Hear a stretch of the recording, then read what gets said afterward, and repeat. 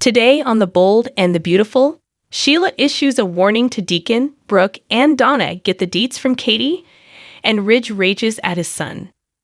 At the Forrester mansion, a fuming Ridge tells Thomas now that Douglas is out of the room, he's going to need some answers. Thomas states, "You're angry." Ridge assures his son he has no idea how angry he is. He rants that he called CPS and changed his voice to sound like Brooke. Thomas argues that doesn't change how much he loves his mom. Ridge thought Thomas was a changed man, but he's not. "You did this," he growls. "You betrayed me." At Brooke's place, she marvels to her sisters that Ridge is marrying Taylor as they speak. They wish their dad hadn't had to leave so soon. Donna and Katie find it cute that he wanted to go over there and stop the wedding. At Deacon's place, Sheila accuses him of thinking about Brooke. He says he's concerned about Hope's mother. She's going through a tough time. Sarcastically, Sheila says it must be really tough living in that big mansion all by herself, accepting the fact that Ridge is about to marry someone else. Deacon says Hope gave him a heads up about the wedding. She's still out of town for work with Zend.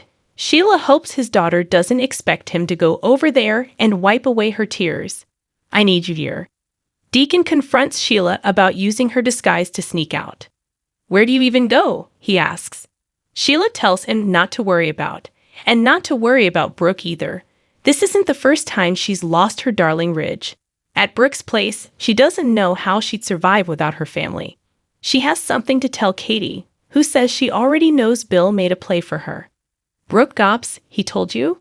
Katie explains how she overheard Carter confronting Bill after her ex also asked her to take him back.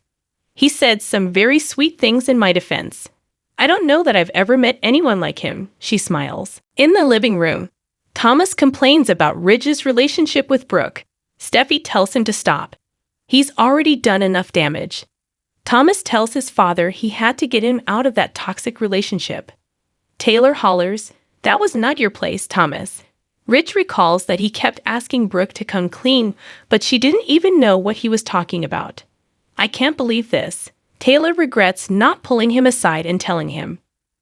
Ridge strokes her cheek and wonders what happened to the woman he fell in love with.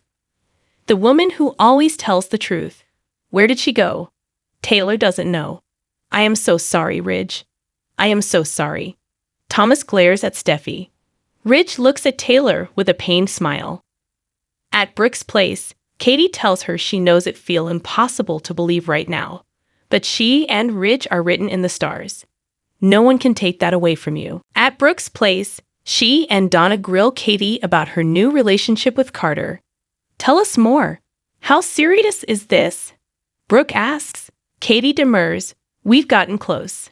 Brooke feels she deserves all the happiness in the world. Katie says, "We all do, including you, Brooke." At the Forrester mansion, Taylor tells Ridge she just found out upstairs. Steffi relays that she told her mother after she found out from Douglas. Steffi says Taylor is shocked. Ridge interjects, "But you didn't tell me? You were going to marry me anyway." Taylor owns it. Thomas reminds Ridge that it's his wedding day. They'll take the blame. "This is my mistake." Ridge tells his son it wasn't a mistake. "It was an evil, calculated scheme carried out by my boy." At Deacon's place, Sheila sips a beer and asks him, "So how much time do you have before work?" Deacon replies, "Enough."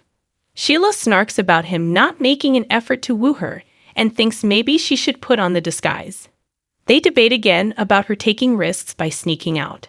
Sheila vows she'll soon be free as a bird. Deacon tells her to keep dreaming. Sheila retorts that the only person dreaming is him. "You don't stand a chance with Brooke." At Brooke's place, Katie goes over what Carter said to Bill with her sisters, who are suitably impressed. Brooke can see she really likes him. Katie says it's still new and feels bad talking about it today of all days. She urges Brooke not to give up on Ridge. At the Forrester mansion, Finn, Carter, and Eric have gathered in another room. Eric's beyond furious and is so angry with Thomas. Carter's never seen Ridge so disillusioned. Finn can't imagine how Steffi felt having to expose her own brother. At the Forrester mansion, Eric gets up in Thomas' face and fumes. "You did this to Brooke." Ridge moves his father out of the way and tells his son, "I thought you'd changed. I thought you were a better man." Thomas insists he's still that guy. Ridge rages, "You're not that guy. Every time you open your mouth, you lie." Thomas hollers, "Because you and Mom belong together, and you know it." Ridge thanks Steffi for being honest with him and asks Taylor, "You see that boy? You see what he did?" Taylor's eyes fill with tears. Ridge sags. "You knew." Taylor nods. At Deacon's apartment, Sheila wonders if a photo of Finn and Hayes will come out after Ridge and Taylor's wedding. They get back on the topic of Brooke, and Deacon hopes that she doesn't start drinking to stop the pain. Sheila knows he's tempted to go see her, but warns, "Don't even think about it." At the Forrester mansion, Taylor tells Ridge she panicked. "You love me, right?" she asks. He says of course he does. Taylor reminds him he's been assuring that he loves her, and that's the reason he wanted to marry her. But that's not true. The CPS call. She made the decision not to tell him about the recording because she wanted to believe that his promises to her had nothing to do with what you thought Brooke did to their son. Steffi pipes up to say that their mother doesn't want to lose him. Taylor says that's true. She wants to go back, but she can't. She can only tell him she doesn't want a marriage based on lies.